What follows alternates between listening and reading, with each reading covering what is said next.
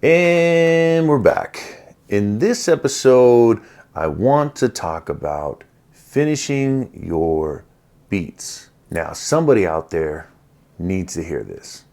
I know I needed to hear it. I get into the groove of just starting a beat, going to the next, starting a beat, going to the next, part of my process, blah, blah, blah, blah, blah. Well, in this episode, I'm gonna give you guys some tips on how to stay organized, put everything together so we can start putting out music that's completed. Let's go. So what I noticed with me, my biggest problem is I always like to start making the beat, but then when it comes down to everything else, I usually save that for another day when I get beat block. However, I don't seem to get beat block a whole lot. And I made a resolution in 2024 that I was going to do my best to put out my music and put it out to the best quality that I can. So I'm going to give you guys some tips and tricks and things that I've been working into my process lately to help me stay on top of getting the beats done, fully finished and out there. So if you take a look, this is just a small folder of what I've been working through. 2022, I have a little bit of tracks left in here, not many. In my fully finished and released, I've just been grinding this thing out. So the first thing I want to talk about that's helped me is being decisive. Sometimes you'll make a beat and you'll go back to it. At least my approach is, I'll give myself enough room on a beat when I'm working, and when the creative block kicks in, that's when I go into the technicals, I start arranging everything. But if you don't like the beat within the first 30 seconds of it, that's when you really need to sit down and decide, is this a beat that you need to finish, or is this a beat that you're gonna delete? There's no point in hanging on to beats that are just gonna clog up your computer, a bunch of unfinished beats, not worth it. Let's just open up something that's incomplete. Okay, so when I first jump into going back and listening to old tracks, everything is going to be in MIDI form, and let's just take a listen.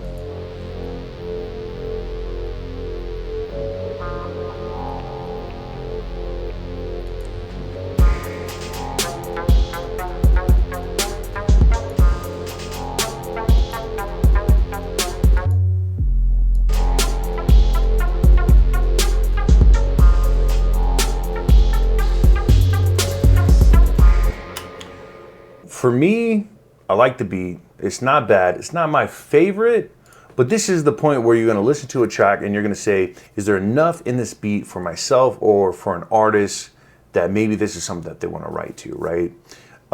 If I hit tab, I have nothing in my arrangement view. This is where it's the most crucial. You're going to take a listen and you're gonna decide for yourself, is this a track that's worth completing? And I think I actually made this on one of the cook-ups. Once you get through this phase, you need to work yourself over into the arrangement. The arrangement is probably one of the most important parts of the track. First thing is being decisive. Second thing is jumping into your arrangement. Now, I'm going to show you the difference between that and my fully finished beats. Now, notice this is the latest one that I just released. Right in the title, the name of my song and the BPM. And let's go ahead and open up. Notice I have two different folders right here. I'll show you why in a second, but let's go ahead and open it up. Open up this track, you can see I don't have everything in my arrangement, or I don't have everything in my mixer window. If I hit tab, I have everything tracked out in my arrangement view. So I took, this track's an old track. I took my stems, I laid everything out so everything's organized.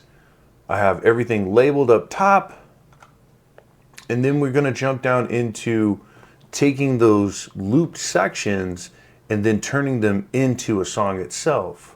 So now when you're jumping in and you start arranging out your song itself, and this is where you get to have the most fun.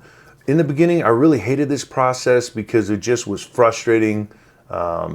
Just, do I have enough? Do I need more? Is there too much? This is where it's really going to come down to style, preference, how you like to track everything out.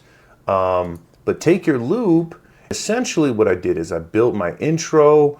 I went right into the first verse right here. I built my first hook and then just start extending verse, hook, outro. This is where you're going to want to have the most fun. Now these tracks, you know, I have my synth leads, my kick, bass, snare, all my percussion, my track tag. You're going to spend a lot of time sitting down, organizing it.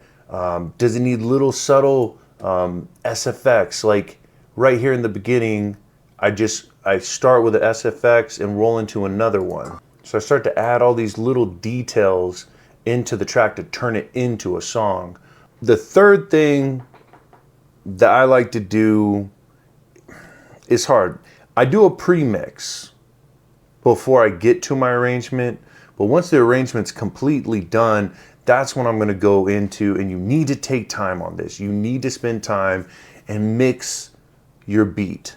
And it doesn't even have to take that long. I mean, for me, for a quick mix, I mean, it's adjusting levels and making sure that I have my master on there, my effects. A good mix, once you get it down, is not going to take you that long. If you're taking the effort to take your loop into an arrangement, you need to take the time to take that arrangement and do a good mix on it. And once your mix is done, you need to make sure that you're putting a good master limiter on the end of your track. Now, I like Ozone 10. There's a bunch that's out there, but this one has been working really good for me. Once your mix is done and your arrangement's done, this is where I go into track out mode, okay? So I know every DAW is a little bit different, but this is where I've shot myself in the foot, is leaving songs as MIDI with plugins and not converting them into wave, and something going wrong with the computer, whether it be a VST update or something like that. And then when I go back into my session, I can't play certain songs, or maybe something moved and it's done for. There's two ways. In Ableton, you can highlight all your tracks, freeze them, which is going to convert your MIDI into wave, flatten them out. It's going to subgroup them into its own folder, into a samples folder, processed, in your freeze tracks right here. So this is going to save that into a waveform inside its own subfolder. Now, I'm not sure about other DAWs. The other way to get around that is to do what you're supposed to do, and that's stem everything out.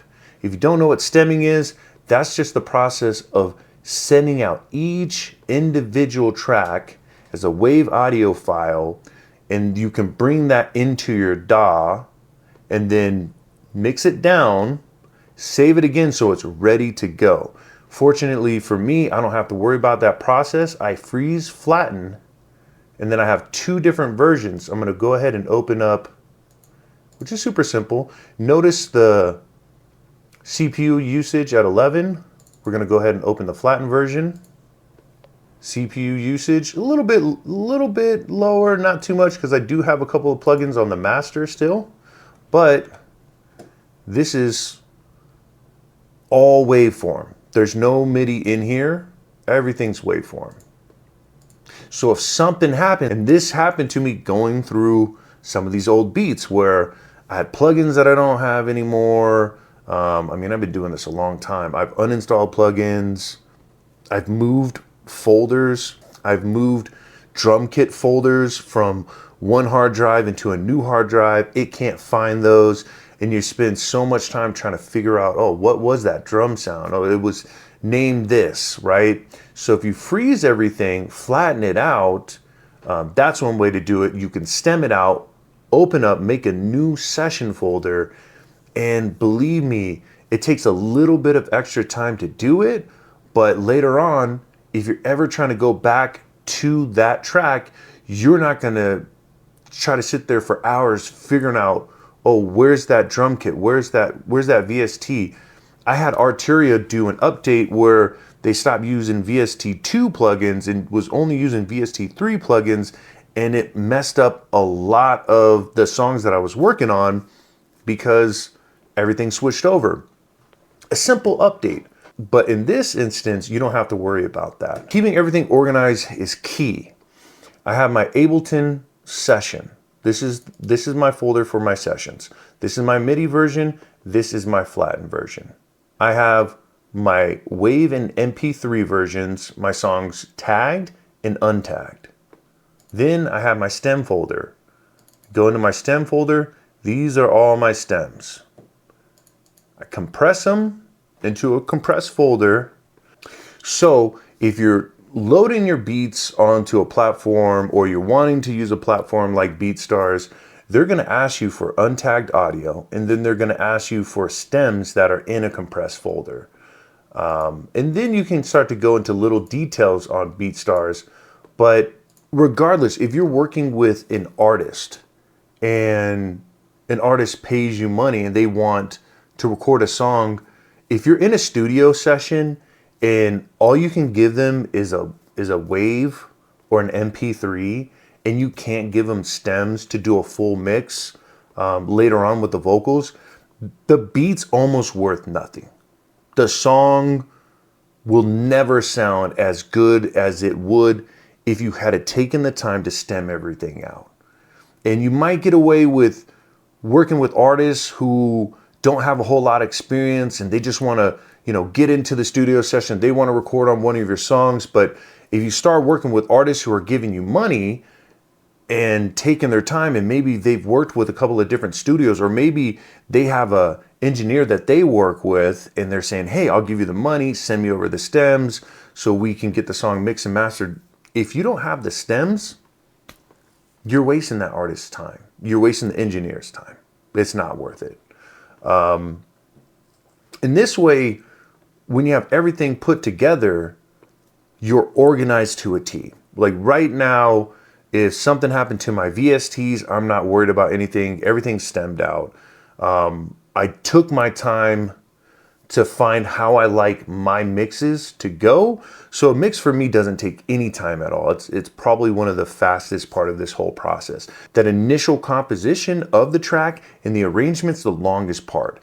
And then obviously stemming things out, these things take a little bit of processing time, but it's gonna save you a lot of time in the long haul. Now, if you want extra bonus points, unfortunately, us as producers, sometimes if we want to get into the online and the media space, you're going to need to be able to have a good editing software. I use Premiere Pro to put my songs onto, and I use Photoshop for my thumbnails. Now, this part of the process, if you're putting your music out there, I would really take time to find your style, where it instantly reads, oh yeah, this is this producer's songs. I know instantly by me seeing the thumbnail, right? I know there's a lot of different producers out there and a lot of different people, there's